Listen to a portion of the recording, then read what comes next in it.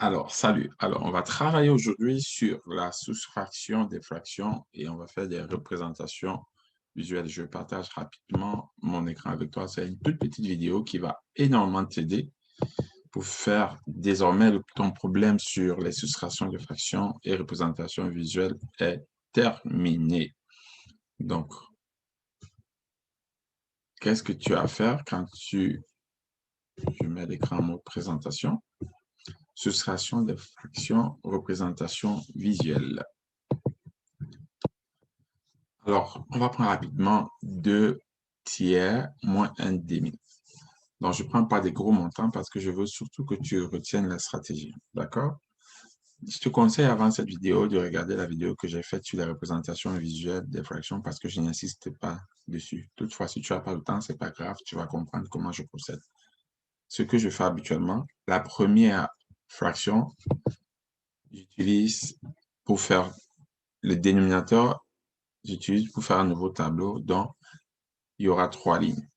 La deuxième fraction, sur le même tableau, je fais des colonnes. Donc, j'aurai un tableau à 3 lignes, 2 colonnes. Je dis bien 3 lignes parce que la première fraction a pour dénominateur 3, 2 colonnes parce que la deuxième fraction a pour dénominateur 1 demi.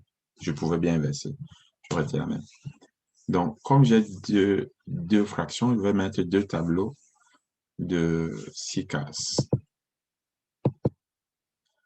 Donc, et après, je vais représenter 2 tiers dans le premier tableau et 1 demi dans le deuxième tableau. Donc, pour représenter 2 tiers dans le premier tableau, je vais juste assurer 2 lignes, puisque ce sont les lignes qui représentent la première fraction.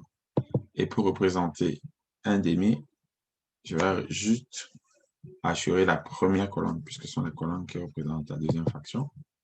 Donc, je mets mon signe. Alors, quand je représente sur le premier tableau, quand je colorie 2 lignes, ça me donne au total 4 cellules, 4 cases que j'ai coloriées sur un total de 6 cases. Et dans la deuxième fraction, quand je colorie une colonne, ça me donne quoi? Ce que tu peux voir, ça me donne 1, 2, 3. 3 cases coloriées sur un total de 1, 2, 3, 4, 5, 6. C'est pour ça que j'ai cette nouvelle fraction, 4 sixièmes moins 3 demi. Dans la première solution, ce que je vais faire, c'est que je soustrais le nombre total de cases de la deuxième fraction, c'est-à-dire 3, du nombre total de cases de la première fraction, puisque c'est une soustraction, on enlève le deuxième du premier. Donc, quand je fais 4 moins 3, j'ai effectivement 1 sur 6, 6 étant le nombre de cases que j'ai depuis le départ. Dans la deuxième solution, ici, comme j'ai une fraction avec dénominateur commun, donc ce que je veux faire, c'est juste faire la différence des numérateurs. Donc, j'aurai donc 4 moins 3 qui est égal à 1 sixième. Voilà comment on fait l'association des fractions avec représentation visuelle. Maintenant, pour te pratiquer, je te mets cet exercice. Alors, fais la soustraction et propose-moi ton résultat par Google Doc, par des diapositives, PowerPoint, tout ce que tu veux. Hein? Tu peux faire juste une photo pour insérer sur ton PowerPoint et tu me l'envoies. Tu peux mettre dans ton Google Doc et tu me l'envoies. Tu peux me mettre dans ton Google Slide et tu me l'envoies. J'ai envie que tu montres comment tu utilises la technologie pour travailler. De plus, au lieu de faire la photo, tu peux utiliser des tableaux comme moi, manipuler comme moi.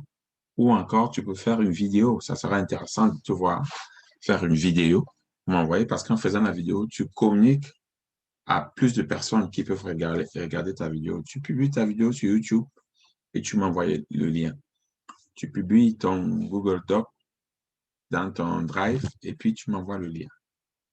Merci. Attention, dans ta réponse, j'ai envie de voir comment tu as représenté visuellement les tableaux, comment tu as transformé les premières fractions ici, pour qu'elles deviennent des nouvelles fractions, et je veux voir aussi ton résultat.